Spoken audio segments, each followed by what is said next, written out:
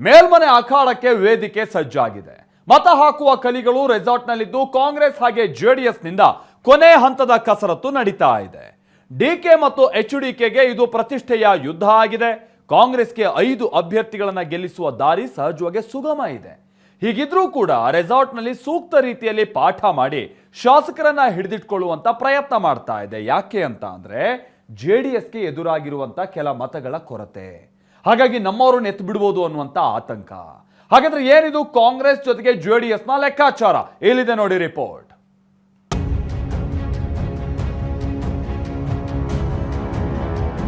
DK HDK ಪ್ರತಿಷ್ಠೆಯ ಮೇಲ್ಮನೆ ಯುದ್ಧಕ್ಕೆ count down.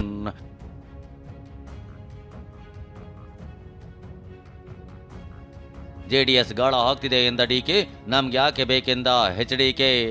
ನಾವು ಏನ್ ಆಪರೇಷನ್ ಮಾಡದ, ನಮ್ಮದು ಒಂದು ಸಣ್ಣ ಪಕ್ಷ. 7 ಸ್ಥಾನದ ಅಖಾಡದಲ್ಲಿ 8 ಅಭ್ಯರ್ಥಿಗಳು, ಯಾರಿಗೆ ವಿಜಯ ಮಾಲೆ? ಮೇಲ್ಮನೆ ಯುದ್ಧ. ವಿಧಾನ ಪರಿಷತ್ ಮೇಲ್ಮನೆ ಕದನಕ್ಕೆ ಅಖಾಡ ರೆಡಿಯಾಗಿದೆ. ನಾಳೆ ಬೆಳಗ್ಗೆ 9 ಗಂಟೆಯಿಂದ 5 ಗಂಟೆವರೆಗೆ ಮತದಾನ ನಡೆಯಲಿದ್ದು 5 ಗಂಟೆಯ ನಂತರ ಫಲಿತಾಂಶ ಹೊರಬೀಳಲಿದೆ. ಕಾಂಗ್ರೆಸ್ನಿಂದ ಬಿಕೆ ಹರಿಪ್ರಸಾದ್, ತಿಪ್ಪಣ್ಣಪ್ಪ ಗಮಕನೂರು, ಪಿವಿ ಮೋಹನ್, ಶಿವಣ್ಣ ಮಳವಳ್ಳಿ ಹಾಗೂ 5ನೇ ಅಭ್ಯರ್ಥಿಯಾಗಿ ವಿನಯ್ ಕಾರ್ತಿಕ್ ಕಣದಲ್ಲಿದ್ದಾರೆ. ಬಿಜೆಪಿಯಿಂದ ಲಿಂಗರಾಜ್ ಪಾಟೀಲ್, ರಘು ಕೌಟಿಲ್ಯ ಕಣದಲ್ಲಿದ್ದರೆ ಜೆಡಿಎಸ್ನಿಂದ ಎನ್ಡಿಎ ಅಭ್ಯರ್ಥಿಯಾಗಿ ಗೋವಿಂದರಾಜು ಅವರನ್ನ ಕುಮಾರಸ್ವಾಮಿ ಅಖಾಡಕ್ಕಿಳಿಸಿದ್ದಾರೆ.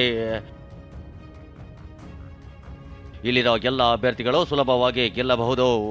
ಆದರೆ ಕಾಂಗ್ರೆಸ್ನ 5ನೇ ಅಭ್ಯರ್ಥಿ ವಿನಯ್ ಕಾರ್ತಿಕ್, ಜೆಡಿಎಸ್ನ ಗೋವಿಂದರಾಜು ನಡುವೆ ಪೈಪೋಟಿ ಏರ್ಪಟ್ಟಿದೆ. ಇದೇ ಕಾರಣಕ್ಕೆ ಶಾಸಕರನ್ನ ಸೆಳೆಯುವ ತಂತ್ರಗಳು ನಡೆಯುತ್ತಿವೆ. ಹೀಗಾಗಿಯೇ ಕಾಂಗ್ರೆಸ್ ಶಾಸಕರು ರೆಸಾರ್ಟ್ ಸೇರಿದ್ದಾರೆ. ಹಾಗಾದ್ರೆ ಕಾಂಗ್ರೆಸ್ ಲೆಕ್ಕಾಚಾರವೇನೋ? 5 ಅಭ್ಯರ್ಥಿಗಳನ್ನು ಗೆಲ್ಲಿಸಲು ಕಾಂಗ್ರೆಸ್ ಬಳಿ ಬಲಾಬಲ ಏನೋ? ಅದನ್ನೇ ತೋರಿಸ್ತೀವಿ ನೋಡಿ. ಕಾಂಗ್ರೆಸ್ನಿಂದ ಒಟ್ಟು 5 ಅಭ್ಯರ್ಥಿಗಳು ಕಣದಲ್ಲಿದ್ದಾರೆ. ಕಾಂಗ್ರೆಸ್ನ 135 ಶಾಸಕರಿದ್ದು 2 ಪಕ್ಷೇತರ ಶಾಸಕರು, ಸರ್ವೋದಯ ಕರ್ನಾಟಕ ಪಕ್ಷದ 1 ಶಾಸಕರು ಕಾಂಗ್ರೆಸ್ಗೆ ಬೆಂಬಲ ನೀಡಲಿದ್ದಾರೆ. ಜೊತೆಗೆ ಬಿಜೆಪಿಯಿಂದ ಉಚ್ಚಾಟಿತರಾಗಿರೋ ಎಸ್ಟಿ ಸೋಮಶೇಖರ್, ಶಿವರಾಮ್ ಹೆಬ್ಬಾರ್ ಕಾಂಗ್ರೆಸ್ ಪರವೇ ನಿಂತಿದ್ದಾರೆ. ಕಾಂಗ್ರೆಸ್ನ ಒಟ್ಟು ಬಲ 140 ಆಗಲಿದೆ. ಒಬ್ಬ ಅಭ್ಯರ್ಥಿಗೆ 28 ಮೊದಲ ಪ್ರಾಶಸ್ತ್ಯದ ಮತಗಳ ಅಗತ್ಯವಿರೋದ್ರಿಂದ 5 ಅಭ್ಯರ್ಥಿಗಳಿಗೆ 140 ಮತಗಳು ಲಭ್ಯವಿದ್ದು 5 ಅಭ್ಯರ್ಥಿಗಳು ಗೆಲ್ಲಬಹುದು ಅನ್ನೋದು ಕಾಂಗ್ರೆಸ್ ಲೆಕ್ಕಾಚಾರ. ಹೀಗಾಗಿಯೇ ಬಿಡದಿ ರೆಸಾರ್ಟ್ನಲ್ಲಿ ಶಾಸಕರಿಗೆ ಮತದಾನದ ಪಾಠ ಮಾಡಲಾಗಿದೆ. ಯಾರಿಗೆ ಮತ ಹಾಕಬೇಕು, ಮೊದಲ ಮತ್ತು 2ನೇ ಪ್ರಾಶಸ್ತ್ಯದ ಮತ ಹೇಗೆ ಹಾಕಬೇಕು ಅನ್ನೋದನ್ನ ಖುದ್ದು ಸಿದ್ದರಾಮಯ್ಯ, ಡಿಕೆಶಿಯೇ ಹೇಳಿಕೊಟ್ಟಿದ್ದಾರೆ. ಜೊತೆಗೆ ಜೆಡಿಎಸ್ ಕಾಂಗ್ರೆಸ್ ಶಾಸಕರನ್ನ ಸೆಳೆಯೋ ಸಾಧ್ಯತೆ ಇದೆ. ಹೀಗಾಗಿ ಆಮಿಷಕ್ಕೆ ಬಲಿಯಾಗದಂತೆಯೂ ಪಾಠ ಮಾಡಲಾಗಿದೆ. ಕಾಂಗ್ರೆಸ್ ಶಾಸಕರಿಗೆ ಜೆಡಿಎಸ್ ಕರೆ, ನನಗೆ ಮಾಹಿತಿ ಇದೆ ಎಂದ ಡಿಕೆ. ನಿನ್ನೆ ಶಾಸಕಾಂಗ ಸಭೆಯಲ್ಲಿ ಮಾತನಾಡಿದ ಸಿಎಂ ಡಿಕೆ ಶಿವಕುಮಾರ್ ಸ್ಫೋಟಕ ಸಂಗತಿ ತೆರೆದಿಟ್ಟಿದ್ದಾರೆ. ಬೇಳೂರು ಗೋಪಾಲಕೃಷ್ಣ ಸೇರಿ ಜೆಡಿಎಸ್ ಯಾರ್ಯಾರನ್ನ ಸಂಪರ್ಕ ಮಾಡಿದೆ ಅನ್ನೋ ಮಾಹಿತಿ ಇದೆ. ನೀವ್ಯಾರೋ ಆಮಿಷಕ್ಕೆ ಬಲಿಯಾಗಲ್ಲ ಅನ್ನೋ ವಿಶ್ವಾಸವಿದೆ ಅಂತ ಶಾಸಕರನ್ನ ಹಿಡಿದಿಟ್ಟುಕೊಳ್ಳೋ ಪ್ರಯತ್ನ ಮಾಡಿದ್ದಾರೆ. 28 ಶಾಸಕರಂತೆ 5 ಬಸ್ಗಳಲ್ಲಿ ಶಾಸಕರನ್ನ ನಾಳೆ ರೆಸಾರ್ಟ್ನಿಂದ ವಿಧಾನಸೌಧಕ್ಕೆ ಕಳುಹಿಸಲಾಗುತ್ತೆ. ಈ ಬಗ್ಗೆ ಪ್ರತಿಕ್ರಿಯಿಸಿರೋ ಎಚ್ಡಿಕೆ, ನಾವ್ಯಾಕೆ ಆಪರೇಷನ್ ಮಾಡೋಣ ಎಂದಿದ್ದಾರೆ. ನಾವು ಏನ್ ಆಪರೇಷನ್ ಮಾಡದ, ನಮ್ಮದು ಒಂದು ಸಣ್ಣ ಪಕ್ಷ. ನಮ್ಮ ಪಕ್ಷದಲ್ಲಿ ಏನಿದೆ ಮಾಡಕ್ ನಮ್ಗೆ ನಮ್ಮ ಕೈಲಿ ತಾನೇ ಏನಾಗ್ತದೆ. ಸರ್ಕಾರ ಅವ್ರ ಕೈಲಿದೆ. ಮ್ಯಾನ್ ಪವರ್, ಮಸಲ್ ಪವರ್, ಹಣದ ಪವರ್ ಎಲ್ಲ ಇಟ್ಕೊಂಡವ್ರೆ. ಅವ್ರ ಮುಂದೆ ನಾವು ಫೈಟ್ ಮಾಡೋಕ್ಕಾಗತ್ತೆ. ಹೀಗಂದಿರೋ ಎಚ್ಡಿಕೆ ಆತ್ಮಸಾಕ್ಷಿಯ ದಾಳ ಉರುಳಿಸಿದ್ದಾರೆ. ಹಾಗಾದ್ರೆ ಬಿಜೆಪಿ ಜೆಡಿಎಸ್ನ ಲೆಕ್ಕಾಚಾರ ಏನೋ ತೋರಿಸ್ತೀವಿ ನೋಡಿ. ಮೇಲ್ಮನೆ ಯುದ್ಧದಲ್ಲಿ ಬಿಜೆಪಿಯಿಂದ 2 ಅಭ್ಯರ್ಥಿಗಳಿದ್ದಾರೆ.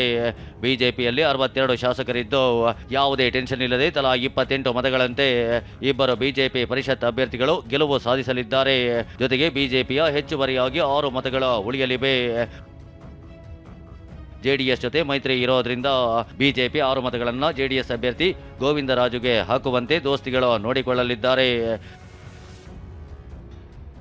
ಬಿಜೆಪಿಯ ಹೆಚ್ಚುವರಿ 6 ಮತಗಳು, ಜೆಡಿಎಸ್ನ 18 ಶಾಸಕರು ಜನಾರ್ದನ್ ರೆಡ್ಡಿ ಮತ್ತು ಯತ್ನಾಳ್ ದಳಪತಿಗಳಿಗೆ ಮತ ಹಾಕಿದ್ರು. ಜೆಡಿಎಸ್ ಒಟ್ಟು ಬಲ 26 ಆಗಲಿದ್ದು 2 ಮತಗಳ ಕೊರತೆಯಾಗಲಿದೆ. ಈ 2 ಮತಕ್ಕಾಗಿ ಜೆಡಿಎಸ್ ಇನ್ನಿಲ್ಲದ ಕಸರತ್ತು ಮಾಡ್ತಿದೆ. ಕಾಂಗ್ರೆಸ್ನ 10 ರಿಂದ 15 ಶಾಸಕರ ಸಂಪರ್ಕವನ್ನು ಮಾಡಿದೆ ಎನ್ನಲಾಗಿದೆ. ಜೆಡಿಎಸ್ ಕೂಡ ಶಾಸಕರನ್ನ ರೆಸಾರ್ಟ್ಗೆ ಕಳುಹಿಸಿದೆ. ಈ ಬಗ್ಗೆ ಪ್ರತಿಕ್ರಿಯಿಸಿರೋ ಎಚ್ಡಿಕೆ ಭಗವಂತನ ಇಚ್ಛೆ ಎಂದಿದ್ದಾರೆ. ಈಗ ನಮ್ಮ ಅಭ್ಯರ್ಥಿ ಅರ್ಜಿ ಹಾಕಬೇಕಾದ್ರೆ ಹೇಳಿದ್ದಾರೆ ಆತ್ಮಸಾಕ್ಷಿ ಮತ ಕೊಡಿ ಅಂತ ಕೇಳಿದ್ದಾರೆ.